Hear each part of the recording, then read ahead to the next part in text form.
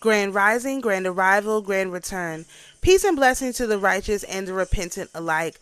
I am Cleopadra Sophia the Bodhi, and this is day two of our spiritual freedom Tzolkin cycle. Today we are working with Ik. The mantra is I am polarizes in order to communicate, stabilizing breath. I am seals the input of spirit with the lunar tone of challenge. I am guided by the power of timelessness. Today's virtue of Benjamin Franklin's 13 virtues is silence. Speak not but what may benefit others or yourself. Avoid trifling conversation.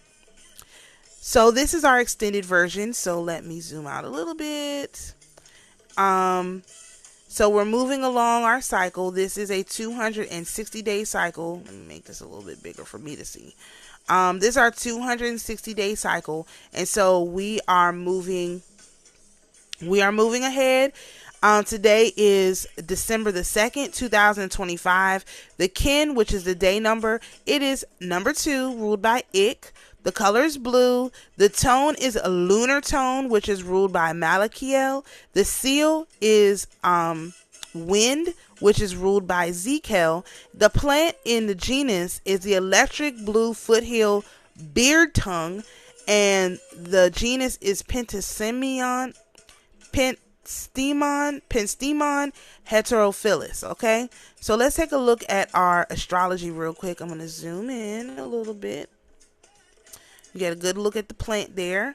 Let's look at our astrology first, and then we'll look at our lunar phase. So, and we start our day at 6 a.m. We start our day with dawn, okay? And dawn is always going to be pretty close to 6 a.m., all right? Maybe a little later as the days get shorter, but pretty close to 6 a.m., okay?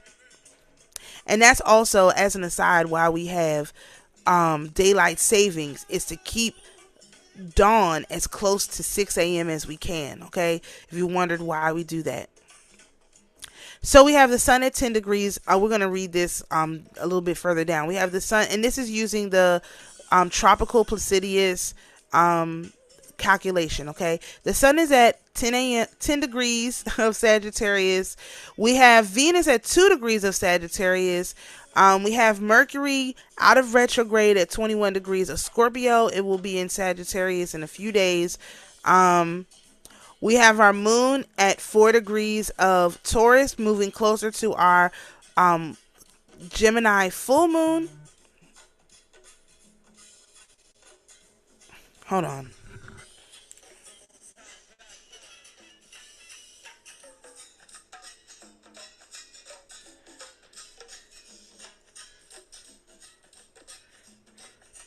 I'm sorry, you guys.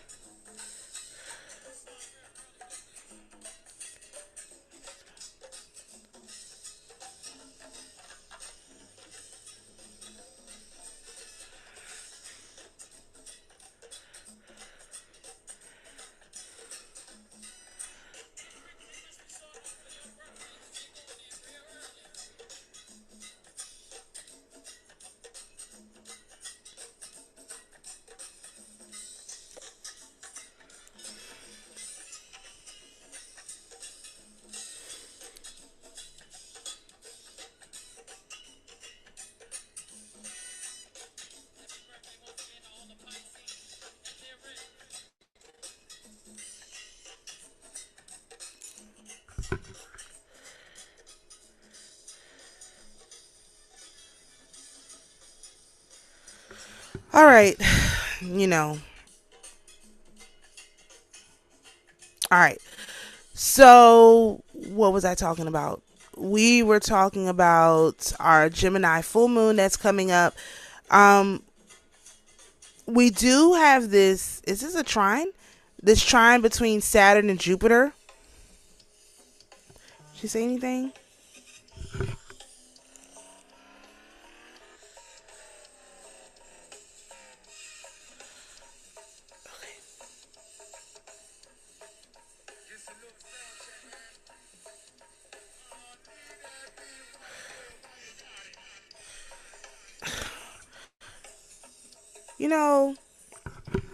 These people really want to stress me out, but we got to get this work done.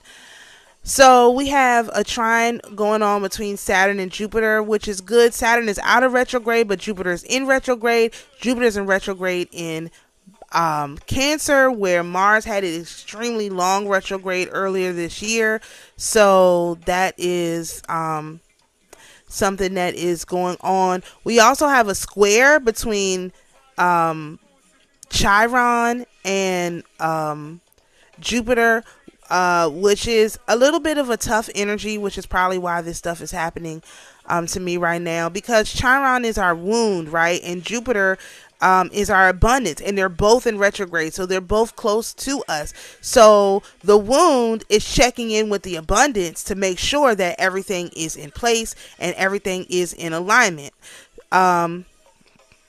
which it may or may not be, depending on what is going on. So those are things to keep an eye on tomorrow. We also have this sextile going on between Venus and Pluto. Both of those are direct, so that's good.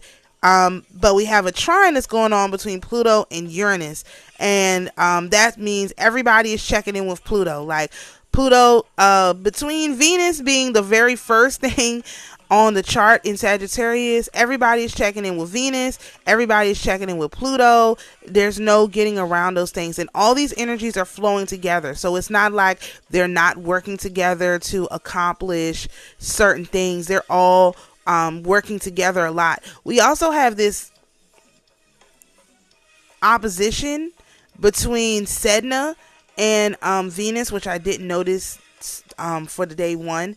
So that's also interesting as well.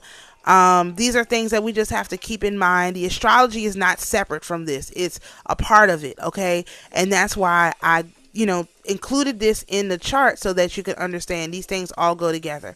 So for our moon cycle, we're in the waxing gibbous phase, which is 92.9% illumination. The full moon is on December the 4th. The new moon for this cycle was on is on December the 19th. So this is looking forward. Now remember, we calculate our moons from full moon to full moon, not from new moon to new moon, because that doesn't make any sense. We go from full power to full power, not from yes men to yes men. Okay, that's basically the best way I can describe it. All right, so we already said the mantra, we already said the virtue, but let me read a little more about this virtue, which is silence. Speak not what may benefit others or yourself. Speak not but what may benefit others or yourself, avoiding trifling conversation. Meaning, this is not a good day for any gossip, okay? Stick to the truth, stick to the facts, stick to the things that need to be said, and don't say much more, okay? So the tone for this is, like I mentioned, the lunar tone. The Erkadeshi is Malachiel, is related to Taurus. Of course, Taurus is ruled by Venus. Venus is very, very, very active in this cycle.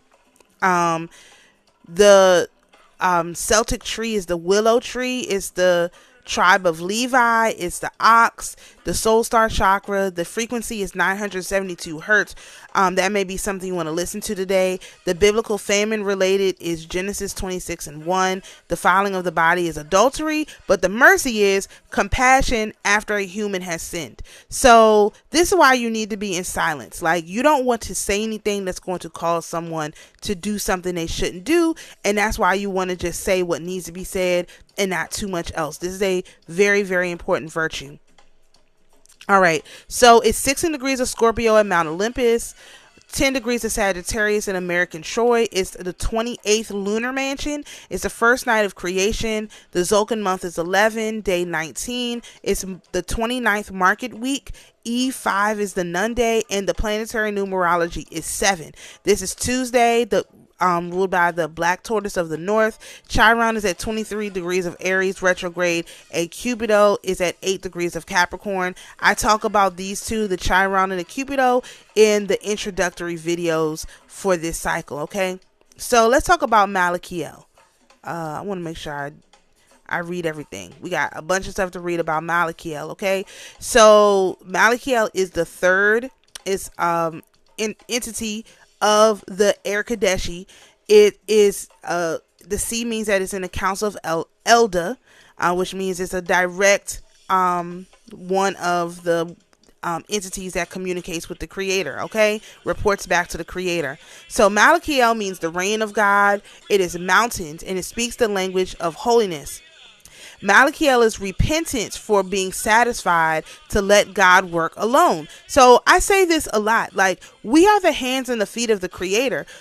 Some people sit back. I say this all the time, and I mean it with no ill will, but it's not okay to sit back and let God do all the work. We have to do something. We have to put forth our best effort. We have to help. Like, it's not that God needs us to help. That's not what it is. It's that we appreciate our Creator so much that we're willing to put forth the energy to help. Okay? Like, to climb a mountain, to get the view from the top of the mountain, right?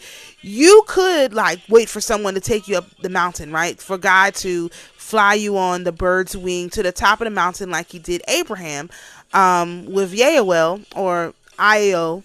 Yes, Yael. Or you can pick a mountain and go climb it. Okay? So will you get to the top of the mountain just like Abraham did? Yes. But Abraham was content to let the Creator do the work for him, whereas we should not be content to let the Creator do the work for us, okay? We should really go and do the work, and there's no getting around that, okay? It's the body of the burden of God in guidance. It's the guardian of God's guidance. It's the elder of the determined, the elder of those who see that God reigns. It's a teacher of faith and worship, enemy and accuser of wickedness or bitterness specifically, and it's the herald of oneness and judgment. Do not be bitter that you get to work with the Creator to create your own reality. That would be silly. Okay, work with the Creator and be happy about it. Be glad. It's a great privilege and a great honor to be able to work with the Creator to get these things done. Okay, Malachiel, again, the reign of God. And the opposite of Malachiel, the Der Kadeshi, is Daniel. The male energy is Daniel, which is the judge of God, and that's comets, and that's collisions with Earth. And this could also be like solar flares. Says Daniel is comets, but the solar flares act as comets too. Malachiel is related to the second lunar. No. It's the lunar tone. I'm sorry, this is the tone. The lunar tone is Malachiel. It's related to the south, and it's a soul star chakra. So let me read you a little bit about this soul star chakra. The soul star chakra is completely etheric, about 4 to 6 feet above the head. This chakra is about letting go of earthly attachments, including physical, mental, and emotional constructs. It is the chakra of enlightenment and transcendence. This is where we connect to the higher self, the God within. And what is that in? In is integration. The God with integration. The integrated God, okay? By letting go of attachment, we allow divinity to fill in the emptiness of the body, mind, and spirit. We begin to embody divinity and the essence of pure light. When this chakra is stimulated, we begin to anchor in downloads and guidance from the divine. This is how the mind and all other chakras receive their guidance. Your life will completely change because you let go of all attachments and begun to listen to divine messages. Here, a person will be guided into their soul's purpose and begin to remember who they are beyond the physical. This is like a merging of the soul and the physical, okay? Again, integration. And you can listen to something with 972 hertz. You can find something with that frequency on YouTube. It's got to be 972. Don't look for soul star chakra. The way that they calculate their things is not correct. You have to specifically look for 972. I'm working on putting out videos with the frequencies and all that stuff in it. Just give me a little bit of time. I'm still working on that, okay? But it's just about done. All right, so the lunar mansion related to Malachiel is lunar mansion 12, and this has to now every lunar mansion doesn't have a god or goddess over it. Every other lunar mansion does. So you'll notice that some of the lunar mansions have a name, a thing, and some of them don't. This is one of the ones that has a name, and I think this one rules 11 and 12. Or 12 and 13, and then there's another one that rules 13 and 14. I can't remember off the top of my head, but I know that it rules 2 slices of the chart and not just one. So we're going to talk about the goddess, the mountain goddess, which is Shaddai, and we're also going to talk about the spirit intelligence, which is Mkebe. So the spirit intelligence Mkebe, this 12th head of the moon sphere, who is a great lover of peace and happiness in marriage, and wherever good luck, love, and sympathy are involved, he makes the spiritualite aware of the transmuting power of real love. Mkebe reveals to the magician the relevant methods for the production of love amulets, which can be charged by moon spirituality. So Shaddai is a mountain goddess. This is a little bit about her. Shaddai is a prominent figure in Babylonian and Mesopotamian mythology, often associated with mountains and divine power. As a mountain deity, Shaddai embodies the strength and majesty of the natural world, reflecting the ancient Mesopotamians' reverence for the formidable forces of nature. In Mesopotamian culture, mountain deities held significant importance, symbolizing stability, endurance, and the connection between the heavens and the earth. Mountains were viewed as sacred spaces where mortals could connect with the divine, making Shaddai a pivotal figure in the spiritual landscape of ancient civilizations. Again, I just mentioned the story of Abraham being taken to the top of the mountain to make the sacrifice. That's in the Apocalypse of Abraham in the Pseudepigrapha, if you're interested in reading that story. And so that's Shaddai is who he was interacting with, who he's going to interact with. Of course, that's why they leave it out, because that's a female. Shaddai is a female. Okay. All right. So the tone, is the tone or the seal? It's the seal. The seal is Zekel. Zekel is the flash fire of God, and I refer to this as general electricity, or specifically household electricity. And it teaches hatred, right? Again, this bitterness, this hatred of why someone has something that you don't have, because everyone's house didn't have electricity a long time ago, but some people did. And so the people who didn't have electricity often probably hated the people who did. So now everyone has electricity, right? The playing field is basically even. If you don't have electricity, that's because the country that you live in has decided that it's not important. America is one of these countries where it doesn't think electricity is important for people to have, which is why it makes it so difficult for you to have any of this stuff, okay? All right. So this is the second solar seal. The second seal, the second solar seal, which is the blue wind, Zekel south, and the god is Vayu. We're going to read a little bit about Vayu too. So the Mayan name is IQ or Ik, like Bolon Ik is related to this Zekel. Okay, the meaning is wind, air, spirit, and soul. The element is air. Compatibility is wind, death, dog, jaguar, and flint. Those are the other seals. There's 20 altogether. Ik or wind is symbolic of the breath of life. They are the communicators who will inspire many with their words. The alternative name is wind. Important keywords. Words for wind people to meditate on are telepathic, communication, intelligence, psychic, grounding, and inspiration. The sign of wind is the energy of movement, the spirit that infuses life into all life on earth. The meaning of the air sign, the patron is the god of the wind. The symbol is the T-shaped cross. Which is that's where our the T-shaped cross, that is literally our electric lines, okay? That's crazy. The life of ancient Maya, strongly dependent on weather conditions, gave a mystical significance to ordinary natural phenomena. It was believed that wind was able to penetrate the human body, Rahaviel, cause in it a variety of diseases. Blame all evil spirits, the constant companions of the wind. At the same time, air currents are driven by thunderclouds that carry life-giving moisture. Therefore, the wind is the breath of life, the symbol of the birth of all life. I'm not going to say too much more about that. The zodiac is wind. The wind is a symbol of communication and intelligence. People born under the ick sign are changeable, adaptable, and natural romantics. They often have trouble with commitment in relationships. You can see the natural romantic with the Venus opposite Sedna. Sedna is your subconscious. Venus is obviously romance and stuff.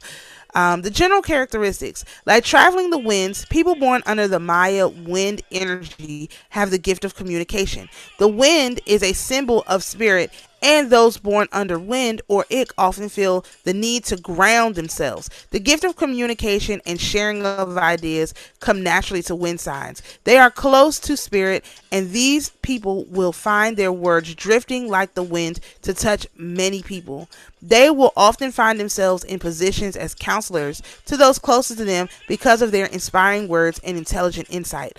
The mind of the Mayan wind horoscope people is very active. They are constantly thinking, which often makes them overlook things that are happening around them. Despite being lost in their thoughts, other people love having conversations with wind people. They are very interesting conversationalists.